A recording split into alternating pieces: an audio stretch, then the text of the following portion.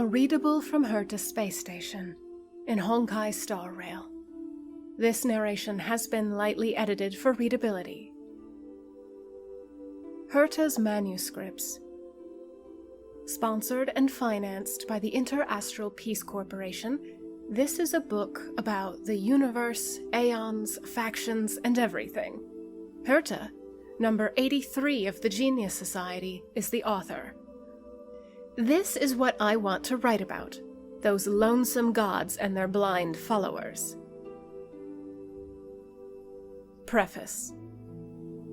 That day, Candelagraphos scholar Cleo asked me, "Is there something you would like to write for the universe?" When I told her there wasn't, she replied solemnly, "Please, just write something. It's a request from the IPC." To be honest, I've never thought there was a need for this. The Genius Society has its own way of doing things, and rarely ever shares anything outside its institution. And why should we care what happens to the universe? Our research and discoveries make us happy, and that's more than enough. Even if the cosmos were to plunge into all-out war, we have the capabilities to take care of ourselves. However, to look at it from a different perspective, if I were to write a book, what harm would it do? None that I can think of. Furthermore, I would not be the first Genius Society member to consider publishing. Xander, member number 1, has written a book. Aiden, member number 22, and inventor of the 9-worded formulae, wrote one as well. I happen to know that Screwlum, member number 76, authored a booklet a few amber eras ago in order to educate his butler on the maintenance of a complex computer management system. Besides, the great Noose the Erudition also stores all information within their body. Isn't that also a form of writing? Having considered all of this, I conclude that it would not be a bad thing to actually sit down and write a book of my own. The IPC sent someone last week to deliver the down payment for the book. I was shocked to see the number of zeros on it. That made me start to think seriously about writing. First, in this preface, I will explain the content of the book. It will not contain any of my groundbreaking discoveries, nor will it display my intrinsic mathematic deductions. Though I am famous for the above, in these pages I will display my true self. Truth be told, I want to write a book about the universe, aeons, factions, and everything. I have had frequent interactions with other worlds these past amber eras. I began to work with the IPC, assisted the Xianzhou in their battle against the abominations, acquired numerous collections from the Astral Express, and stirred up some trouble with the Garden of Recollection. Recently, I've been more active than I have ever been before. I've noticed that the truly interesting things in the universe aren't its cold laws and rules, but the aeons, formed of highly condensed philosophy, and the foolish conniving humans that gather around them. This is what I want to write about, those lonesome gods and their blind followers. I hope the readers will find the book satisfying. Thank you, IPC, for your sponsorship. Chapter 2. Genius Society. Please consider the following question. What is the most mysterious organization in the entire universe? Is it the famous Stellaron hunters who dare to oppose the IPC? The strange, unknowable Device IX? The Nameless who perished alongside Akivili? The Beyond the Sky choir that exists only in legends? None of the above. In truth, the most mysterious, supernatural, and nebulous organization is the one this author belongs to, the Genius Society, favored by the Aeon Noose. First, a universally acknowledged truth. The author is a supergenius, the likes of which are born only once every few millennia, even on the scale of the entire cosmos. To reiterate, the author is not shameless, but shame means nothing to her. In childhood, she solved the solitary waves theory and the spark model hypothesis. As a young adult, she discovered the conversion method for sigma baryons. She proposed the Herta sequence and published a paper on reversed progeria in middle age, and in her old age managed to conduct reversed progeria. In her freshly regained youth, the author once again solved the secret behind the imaginary leakage phenomenon and captured and sealed the Stellaron from beyond the sky. She has saved her then-present location from total destruction on 19 separate occasions, and has met the Aeons twice. The above is but a fraction of the author's innumerable accomplishments. It is only to individuals as rare and exceptional as her that the Genius Society extends its invitations.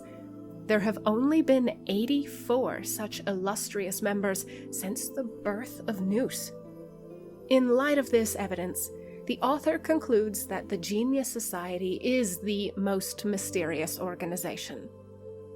For readers of this book, for the first time ever, the enigmatic veil of the Genius Society will be lifted. The draft abruptly ends here. Words are scribbled below. The people of this stupid society don't even talk to each other. What am I supposed to write about? An unfamiliar handwriting follows. You have to write something, dearie. The readers are looking forward to it. The familiar handwriting from Herta continues. If it's so easy, why don't you write it? Chapter 3. Intelligentsia Guild. The universe is vast and boundless, and erudition encompasses it all. Just as geniuses have their own ways of expressing themselves, ordinary people have their own self-satisfactions.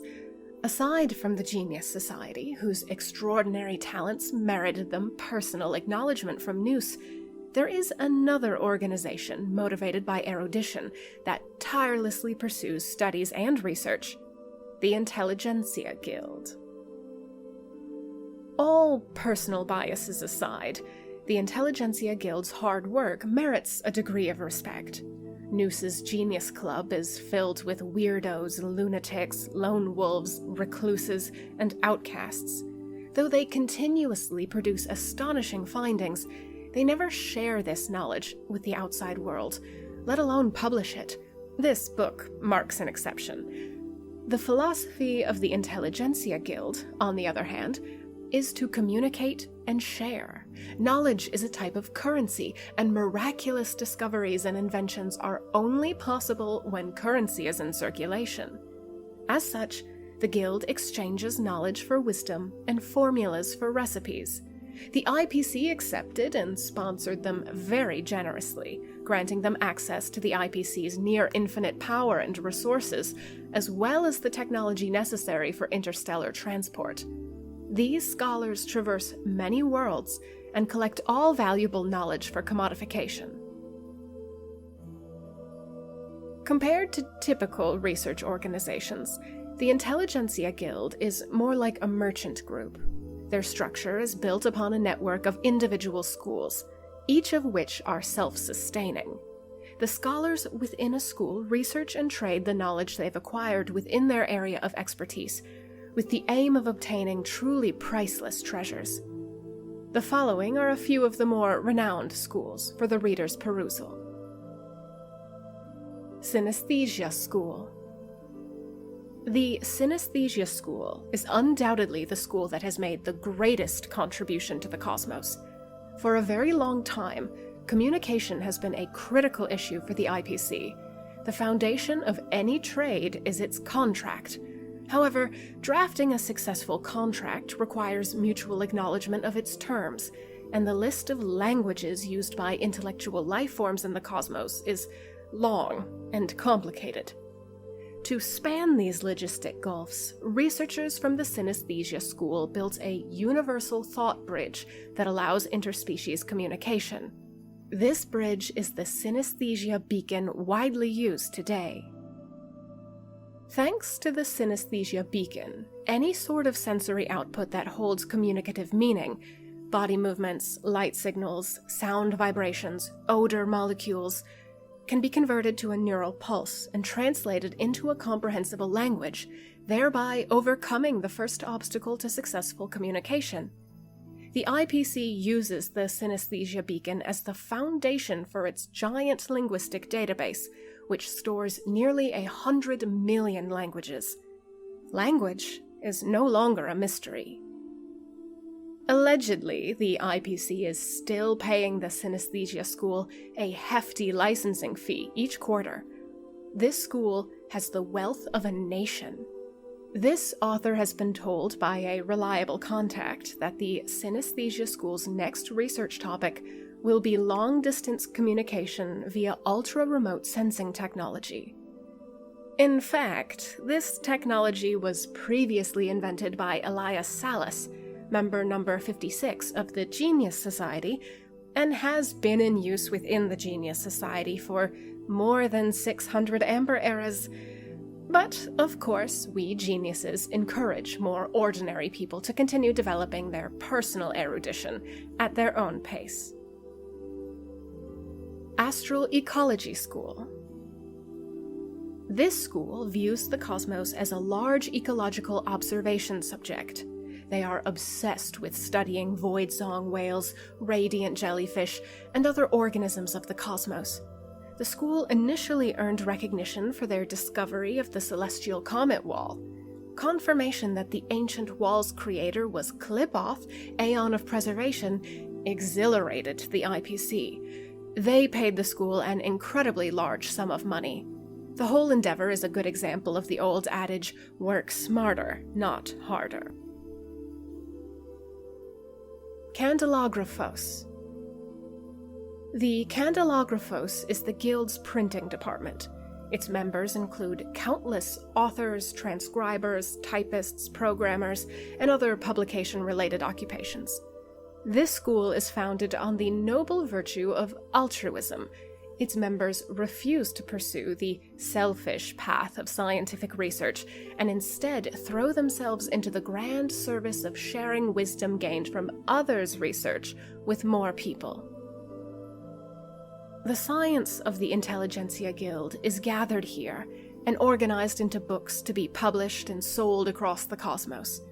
Their most successful series is the ubiquitous Traveler's Guide. Armed Archaeologists. This is a school passionate about cosmic exploration and archaeology. They travel to the most desolate planets and explore the most dangerous ruins. Picture scholars armed to the teeth, stepping out of exploration vessels at the head of a squad of mercenaries, crawling through the crevices of ancient architecture, forgotten for countless Amber Eras. They don't mind abandoning fools who accidentally trigger traps or fall victim to unexpected perils. Those casualties are acceptable sacrifices. Once they find what they're looking for, they dig up valuable artifacts and ancient writing before calmly setting explosives, blasting their way out again and leaving a trail of destruction behind. Then, they happily board their ship and leave. Some say they're more like mercenaries than scholars, but that's up to personal interpretation. Quantum History School. This is a new school, reformed in the wake of the Psychology History School's bankruptcy. Its original purpose was identifying disruptive influences and patterns of change that lay hidden in history, and using that knowledge to predict the course of the future.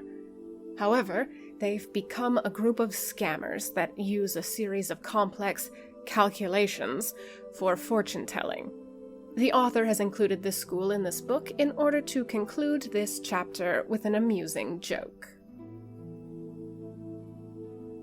Chapter 2634. Interastral Peace Corporation. Klipoth, the Amber Lord, a colossal sculpture without a head, silent and oblivious, their only interest is the construction of their mysterious and giant wall. What purpose does it serve? Unknown. What is it they're trying to keep out? Unknown. Though our complete lack of knowledge on the matter doesn't bother most people, not everyone is so disinterested. Those can be categorized into two types. The first thinks, wow, there's a god building a wall. Therefore, walls are sacred, so we're going to build walls too. What kind of ridiculous logic is that? But so thinking, this group of people believes they've received some sort of revelation and begin wasting precious resources to build useless things on their respective planets. These people are called the architects. For the second group, well, they're even more foolish. The architects might have a few screws loose, but at least they're doing things that offer some benefit to themselves. On the contrary, the second group thinks, wow, there's a god building a wall. Therefore, walls are sacred. So we have to help God build walls. What? And with that, a group of idiots with delusions of self-sacrifice instead of brains formed a support team for Klipoth. Aware that they were not exactly capable of assisting in this divine construction directly, they employed the power of paths to reach new worlds and source the materials needed for their god's wall. During that process, two brilliant individuals emerged from this group of imbeciles and changed the destiny of the entire cosmos. The writer will now explain, in detail, the events that followed.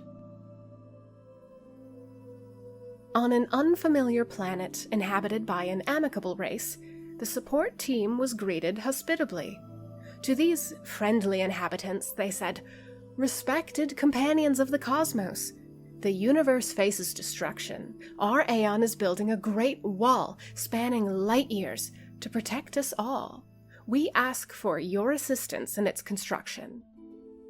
The aliens, smiling, replied, "Well, that sounds extraordinary. How can we help?" The support team answered, "We're seeking wood, stone, rebar, cement, titanium, anything and everything that can be used in construction. We want it all." "Ah, good," said the aliens. "We have a lot of those materials. What will you offer to trade for them?" And that was the birth of the first landmark of economics, the trade of resources. The support team said, "Oh, we have a lot of wood, stone, rebar, cement, titanium, anything and everything that can be used to build stuff. We have it all." The aliens, of course, replied, "That kind of trade would be pointless." And now, at last, the wise ones took the stage. Today, both their names are inscribed on every wall and ceiling panel in the IPC. Louis Fleming and Dongfan Qixing. These wise ones quickly answered, 3 systems from here, there is a planet called Clementine. It has a local berry called winter sunfruit. It's incredibly delicious. It melts in your mouth." The two upsold the berry, describing it as if it had fallen from heaven. The aliens considered this. "Wow, that sounds amazing. Okay, 500 kilograms of wood for 500 kilograms of winter sunfruit." And that was when resources gained a quantitative value. "Winter sunfruits are extremely precious," said the wise Louis Fleming. "An entire Amber Era wouldn't yield 500 kilograms of it. On the contrary, 500 kilograms of wood mean very little to you. How about this? 5 kilograms of winter sunfruit for your 500 kilograms of wood. I guarantee your satisfaction." Dear readers, this conversation occurred nearly 800 Amber Eras ago. As I'm sure you can tell, that wise man was being completely dishonest. Though winter sunfruits may be delicious, They're nowhere near as rare as he described them to be. He lied, which he was able to do because he had the ultimate advantage of asymmetric information. Once one party has more information than the other, then they hold all the cards. In this specific incident, it meant that Louis Fleming possessed the power to set prices. And with that, things developed positively for Qlipoth's support team. They realized that they needed to offer other parties merchandise that held value to those parties in order to get the resources they themselves wanted. So they no longer traded only for construction materials, but also food, drinks, clothes, everyday goods. They bought everything that other planets would be interested in. The more business they did, the bigger their business grew. And now the second wise man, Dongfan Qixing, realized something. They were the only interstellar trade business in the cosmos, and therefore they could set their own rules. And with that, the galactic currency was born. More than 780 amber eras ago, Louis Fleming and Dongfang Qixing announced that the support team had been reformed into a new organization, the Inter-Astral Peace Corporation. At the same moment, the IPC introduced the universal galactic currency, credits. Ever since that day, the people of each planet never had to worry about what specific materials they could gain via trading their local specialties. Everything simply had a price tag. They receive credits from the IPC and use those credits to purchase merchandise from the IPC. The market is no longer comprised of multiple parties trading with each other with the IPC as a mediary. Now, people purchase goods directly from the IPC. And though this doesn't change much from the perspectives of these sellers and buyers, it presents great advantages to the IPC. For the buyers and sellers, there is no more asset movement. These assets now become capital deposits.